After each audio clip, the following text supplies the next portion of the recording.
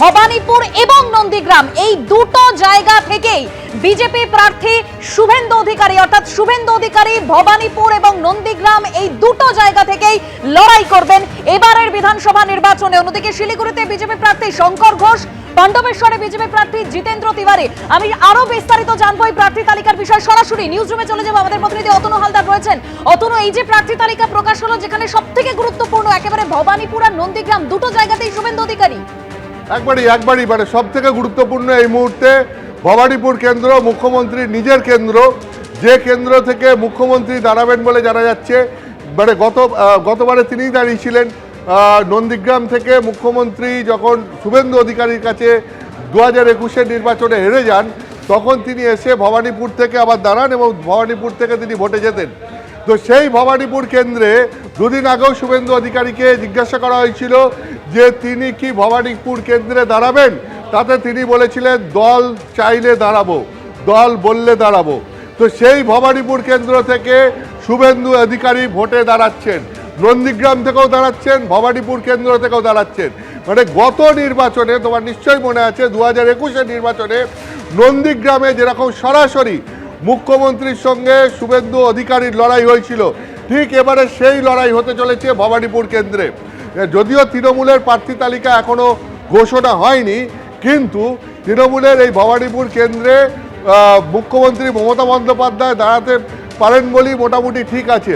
কারণ তিনি এই কেন্দ্র থেকেই জিতে 2021-এর নির্বাচনের পর তিনি বিধায়ক হয়েছিলেন।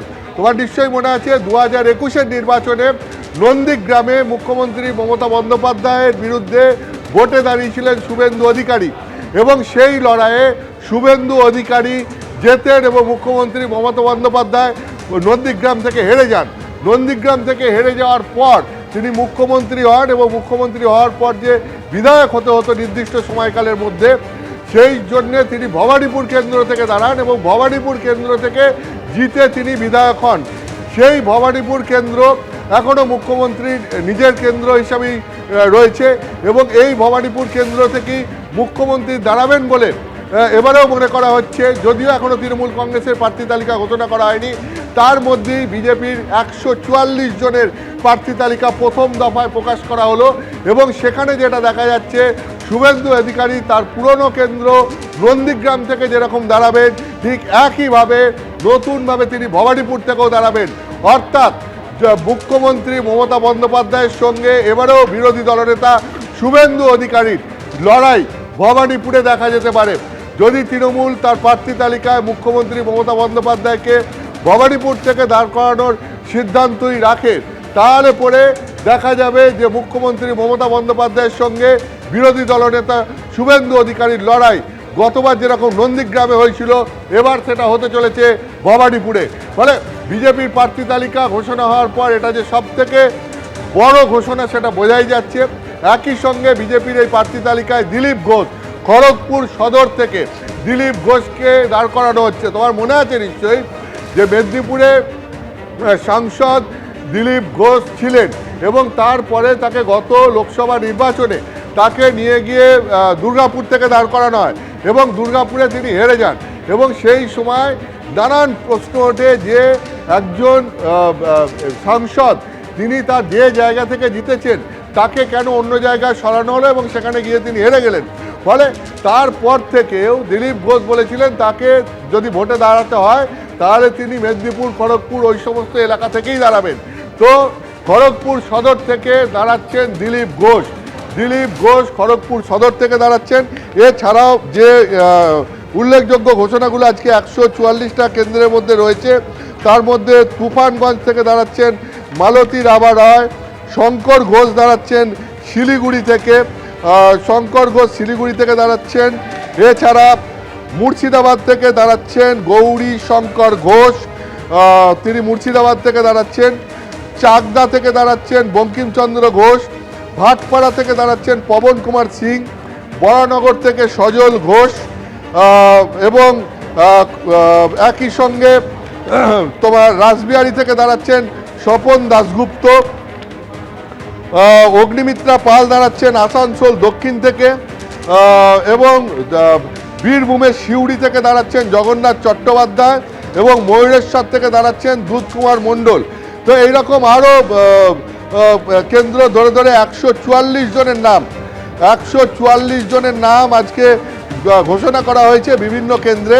তো তার মধ্যে আমি তোমাকে যেটা বললাম যে সব থেকে গুরুত্বপূর্ণ সিদ্ধান্ত হচ্ছে ভবানীপুর থেকে শুভেন্দু অধিকারী দাঁড়ানোর সিদ্ধান্ত। তার কারণ শুভেন্দু অধিকারী এই ভবানীপুর কেন্দ্রে গত কয়েক মাস ধরে তিনি যাতায়াত শুরু করেছিলেন এবং তিনি বলছিলেন ভবানীপুর কেন্দ্র থেকে মুখ্যমন্ত্রী দাঁড়ালে পরে তার চ্যালেঞ্জ রইল মুখ্যমন্ত্রীর কাছে। তিনি নন্দীগ্রামে যেভাবে মুখ্যমন্ত্রীকে হারিয়েছিলেন ভবানীপুরেও ওইভাবে মুখ্যমন্ত্রীকে হারাবেন, এটা তিনি মাঝে মধ্যেই তার বক্তৃতায় বলছিলেন এবং ভবানীপুর কেন্দ্রে ঘন ঘন যাতায়াত তিনি শুরু করেছিলেন।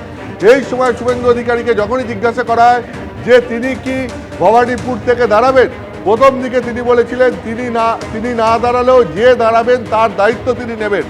পরে কয়েকদিন আগে তিনি বলেছেন যে ভবানীপুর কেন্দ্র থেকে দল যদি চায় তাহলে তিনি দাঁড়াবেন।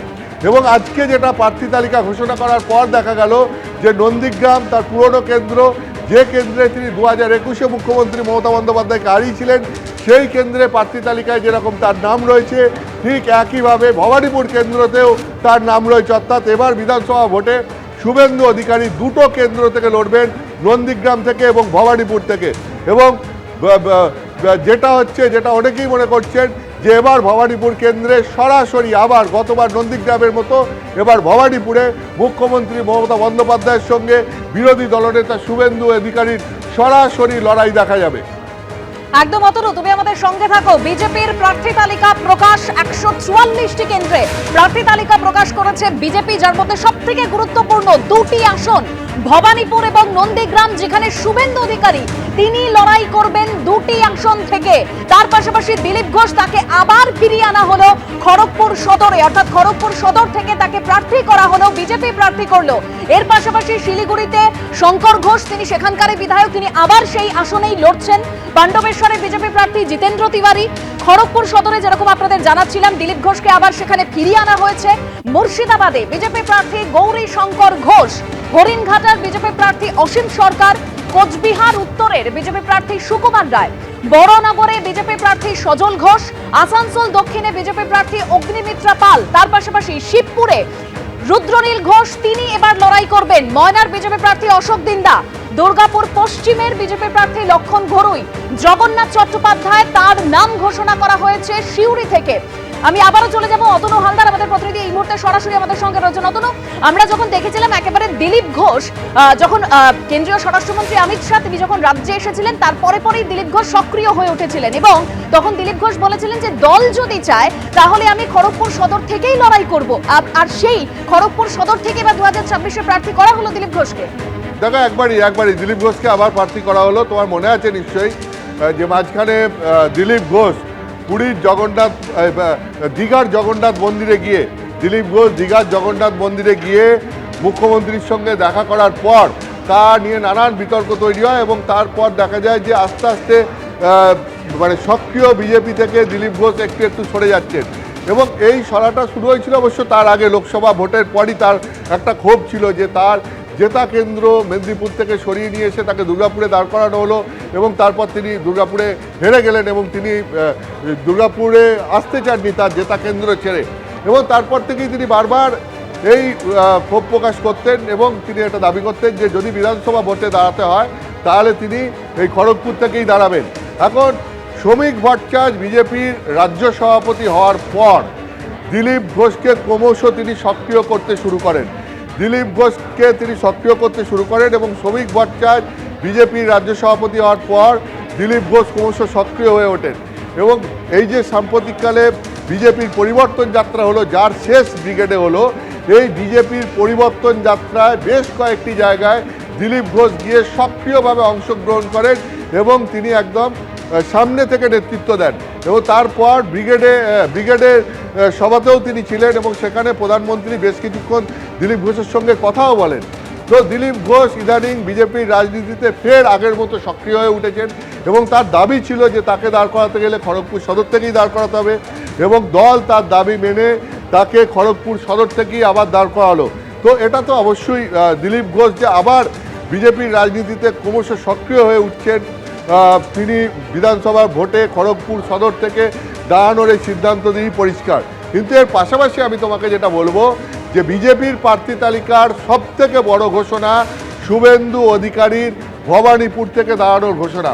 শুভেন্দু অধিকারী নন্দীগ্রাম থেকে তো দাঁড়াচ্ছেনই, তার পাশাপাশি ভবানীপুর থেকেও দাঁড়াচ্ছেন এবং এই ভবানীপুর কেন্দ্র থেকে মুখ্যমন্ত্রী মমতা বন্দ্যোপাধ্যায়ের সঙ্গে শুভেন্দু অধিকারীর এবার সরাসরি লড়াই দেখা যেতে পারে। কেন বলছি দেখা যেতে পারে, তার কারণ তৃণমূল কংগ্রেস এখনও তার প্রার্থী তালিকা ঘোষণা করেনি।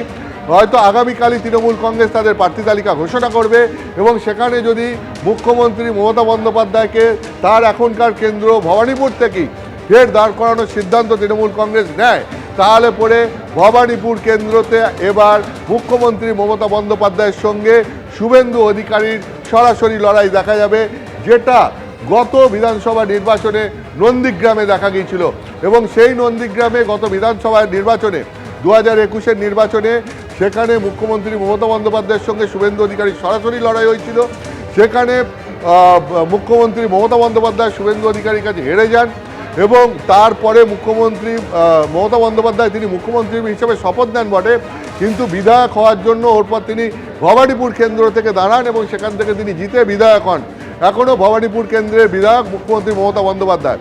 আর গত কয়েক মাস ধরে শুভেন্দু অধিকারী এই ভবানীপুর কেন্দ্রে যাতায়াত শুরু করেছিলেন এবং তিনি বলতে শুরু করেছিলেন যে এবারে ভবানীপুর কেন্দ্রে মুখ্যমন্ত্রীকে তিনি কড়া প্রতিদ্বন্দ্বিতায় ফেলবেন এবং তিনি মুখ্যমন্ত্রীকে রীতিমতো চ্যালেঞ্জ ছুড়ে দেন এই ভবানীপুর কেন্দ্রে। সেই সঙ্গে সঙ্গে তখন যখন তাকে জিজ্ঞেস করা হয় যে আপনি কি ভবানীপুর কেন্দ্র থেকেই দাঁড়াবেন, তাতে শুভেন্দু অধিকারী বলেন যে তিনি না দাঁড়ালেও যিনি দাঁড়াবেন তার দায়িত্ব তিনি নেবেন।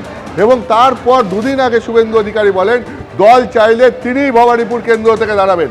এবং আজকে বিজেপির প্রথম প্রার্থী তালিকা প্রকাশ হওয়ার পর যেটা দেখা যাচ্ছে যে ভবানীপুর কেন্দ্র থেকে শুভেন্দু অধিকারী নিজেই দাঁড়াচ্ছেন, তিনি নন্দীগ্রাম থেকেও দাঁড়াচ্ছেন তার পুরনো কেন্দ্র থেকে, আবার ভবানীপুর মুখ্যমন্ত্রীর কেন্দ্র থেকেও দাঁড়াচ্ছেন। এবিপি আনন্দ এগিয়ে থাকে, এগিয়ে রাখে।